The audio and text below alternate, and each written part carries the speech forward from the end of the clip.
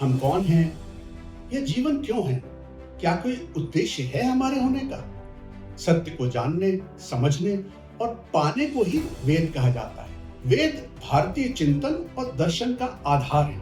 हमारे ऋषियों ने वेदों को लिखा नहीं था, उन्होंने सुनकर जाना था।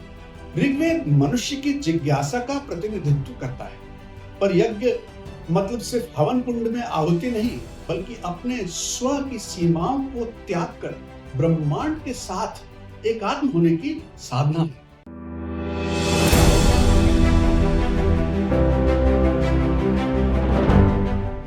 नमस्कार।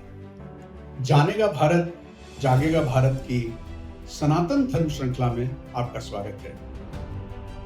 चलिए आज हम बात करेंगे ग्रंथों के पार जाकर ये समझने की, जानने की क्या है वेद। हमारे जीवन में कुछ ऐसे सवाल होते हैं जो बचपन से हमारे मन में कहीं न कहीं रहते हैं। हम कौन हैं? यह जीवन क्यों है? क्या कोई उद्देश्य है हमारे होने का? इन्हीं सवालों की खोज में हमारे ऋषियों ने एक ऐसी परंपरा को जन्म दिया जो न केवल जीवन की नींव है, बल्कि एक गहरा जीवन दर्शन भी है। और इस परंपरा का नाम है वेद। सनातन धर्म के प्राचीनतम और पवित्र ग्रंथ हैं वेद। सत्य को जानने, समझने और पाने को ही वेद कहा जाता है। ये तो सब जानते हैं कि वेद शब्द विद धातु से बना है, जिसका मतलब ही है जानना, समझना। पर क्या आप जानते हैं कि इन्हें अपौरुषेय क्यों कहा जाता है? तो इसलिए क्योंकि हमारे ऋषियों ने इनमें दिए गए मंत्रों को समाधिस्थ अवस्था में सुना, और इसलिए इन्हें श्रुति और देववाणी भी कहा गया। यह सामान्य ज्ञान नहीं, अपितु ब्रह्म ज्ञान है, जिसका साक्षात्कार हमारे ऋषियों ने किया था। वेद भारतीय चिंतन और दर्शन का आधार है। ये शाश्वत है, इटर्नल, क्योंकि वे सनातन सत्य को दर्शाते हैं और इसलिए हर युग में प्रासंगिक यानी रेलेवेंट भी है। वेद चार हैं और ये चार जीवन के चार आयामों के बारे में, पर उन्हें वेदत्रय भी कहा गया। क्यों? ये बड़ा रोचक सवाल है। ऋग्वेद को पद्य यानी पोएट्री, यजुर्वेद और अथर्ववेद को गद्य यानी प्रोज और सामवेद को गान की श्रेणी में रखा गया, यानी पद्य, गद्य और गान। और इस दृष्टिकोण से इन्हें वेदत्रय भी कहा गया। देखा जाए तो इनमें आत्मा, जन्म मरण का चक्र, कर्म फल की धारणा, योग, अनंत काल का चक्र, इन सभी धारणाओं का सार पाया जाता है। वेद सिर्फ धार्मिक ग्रंथ नहीं है, बल्कि पूरी मानवता की आध्यात्मिक और बौद्धिक विरासत है।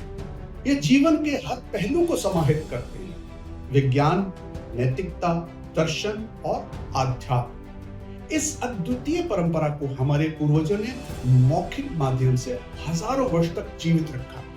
यह अपने आप में एक अद्भुत बात है।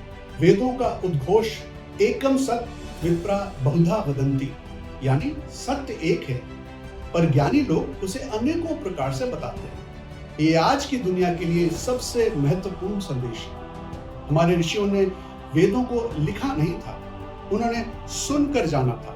इसलिए वेद को कहते हैं श्रुति, यानी जो सुना गया, ध्यान में, मौन में, ब्रह्म से सीधे। जैसे रेडियो की फ्रीक्वेंसी पकड़ने के लिए आपको ट्यूनिंग करनी पड़ती है, उसी तरह ऋषियों ने अपनी अंतः चेतना को ट्यून किया और ब्रह्मांड की ध्वनि को सुना। यह कोई कल्पना नहीं, एक अनुभव है। वेद केवल ग्रंथ नहीं, ब्रह्मांड के स्पंदन यानी वाइब्रेशंस हैं। आज हम उन ज्ञान धाराओं की बात करेंगे जो न केवल भारत की आत्मा है, बल्कि पूरे विश्व को चेतना, कर्म, भाव और जीने की राह दिखाते हैं। ये चार वेद। वेदों में सवाल भी है और उनके उत्तर भी, वेदों में स्तुति भी है और दर्शन भी, वेदों में प्रकृति की व्याख्या है और आत्मा की खोज भी।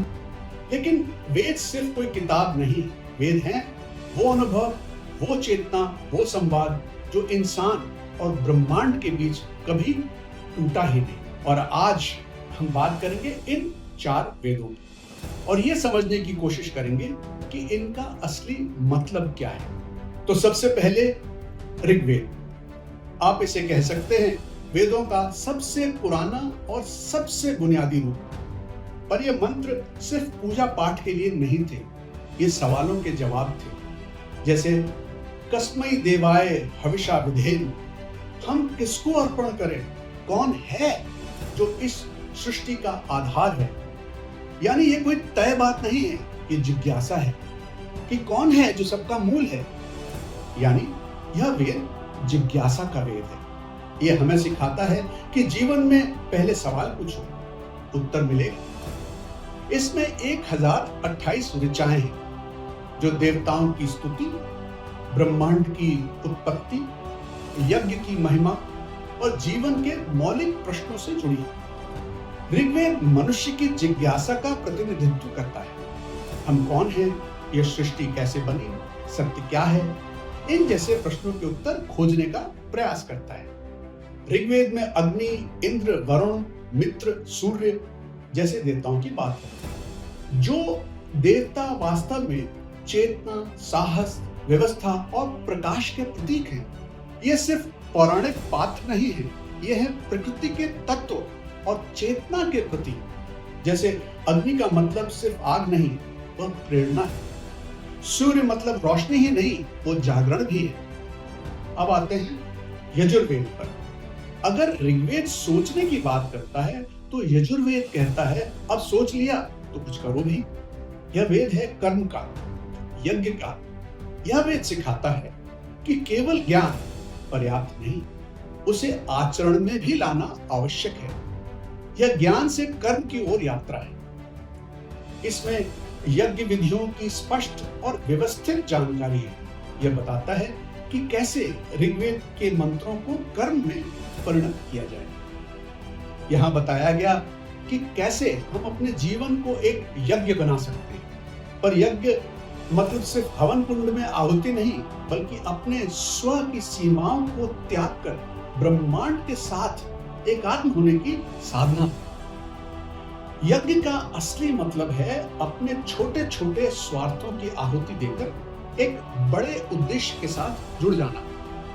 तो यजुर्वेद हमें सिखाता है कि ज्ञान तभी सार्थक है जब वो कर्म में बदले। इसके बाद आता है सामवेद, क्योंकि इसमें वही मंत्र हैं जो ऋग्वेद में हैं, लेकिन यहां उन्हें गाया जाता है। यानी यह वेद है भाव का, संगीत का, भक्ति का। कभी सोचा है जब हम कुछ गाते हैं तो दिल में हलचल क्यों होती है?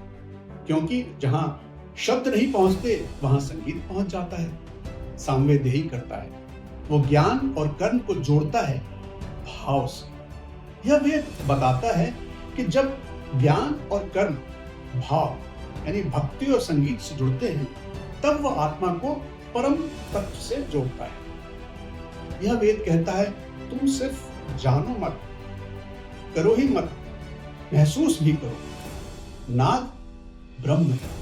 इस वेद ने ध्वनि को आत्मा की सीढ़ी माना है, क्योंकि यही भावना हमें जोड़ती है परम से, ब्रह्म से। और अब चौथा वेद, अथर्ववेद, जीवन और उपचार का वेद। बहुत लोग इसे अलग रखते हैं क्योंकि यह वेद बताता है जीवन की जमीनी पहलुओं के बारे में। इसमें दवाइयों की बात है, रोग निवारण की बात है, घर परिवार, समाज, सुरक्षा तंत्र, विचार शक्ति, ये सब शामिल है। यानी यह वेद कहता है अगर आध्यात्म चाहिए तो जीवन को भी समझो, बीमार शरीर से ध्यान नहीं लगेगा। यह वेद जीवन की व्यवहारिकता को स्वीकार करता है। अथर्ववेद हमें बताता है कि आध्यात्म का मतलब सिर्फ ध्यान में बैठना नहीं है, बल्कि हर चीज में दिव्यता को देखना है। औषधियों में, रिश्तों में, जिम्मेदारियों में भी। यह वेद दिखाता है कि दिव्यता केवल मंदिरों में नहीं, घर, खेत, जंगल, औषधियों और विचारों में भी है। अब अगर हम जीवन को समग्रता में देखें तो चारों वेद जरूरी हैं। तो आज जब हम वेद कहते हैं तो केवल मंत्रों की गूंज नहीं सुननी है, बल्कि ये समझना है कि ज्ञान से दृष्टि मिले, कर्म से दिशा, भाव से प्रेरणा और अथर्व से समाधान। ये चारों वेद मिलकर बताते हैं और बनाते हैं एक जीवन दर्शन, एक पूर्ण पुरुषार्थ। तो जब हम आज की दुनिया में उलझे हुए हैं तो शायद हमें फिर से वेदों की तरफ देखना होगा, लेकिन किताब की तरह नहीं, बल्कि जीवन की रोशनी की तरह। वेद हमें ये नहीं सिखाते कि भगवान कौन है, बल्कि ये बताते हैं कि मनुष्य क्या बन सकता है। और इसी सोच के साथ आइए इस पुरातन ज्ञान को सिर्फ पढ़ें नहीं, उसे महसूस करें, जिएं और आगे बढ़ें, क्योंकि वेद केवल अतीत नहीं है, यह जीवन की धड़कन है। वेद कोई किताब नहीं है, ये चेतना की लहर है। वेद शब्द नहीं, अनुभूति है। ये जीवन को देखने का तरीका सिखाते हैं। आज हम विज्ञान को बड़ी बात मानते हैं और ठीक भी है, पर सोचिए विज्ञान क्या करता है। विज्ञान बाहर की दुनिया को देखता है, कण, तत्व, ग्रह, दूरी सबको मापता है। जैसे मोबाइल का नेटवर्क ढूंढते हैं, एक एक टावर पकड़ते। पर वेद कहते हैं तुम बाहर मत भागो, अपनी ही चेतना में जाओ, वहीं सब कुछ है। जैसे अगर आप अंधेरे में दिया लेकर चलते हैं तो एक एक चीज दिखाई देगी, पर बिजली चमक जाए तो एक झलक में सब कुछ दिखाई दे जाता है। विज्ञान वो दिया है, वेद वो बिजली की चमक। वेद ज्ञान नहीं, प्रज्ञा यानी हायर कॉन्शियस के बारे में, सूचना नहीं, दृष्टि है यानी परसेप्शन के बारे में। वेद हमें किताब नहीं थमाते, वो हमें आंख देते हैं।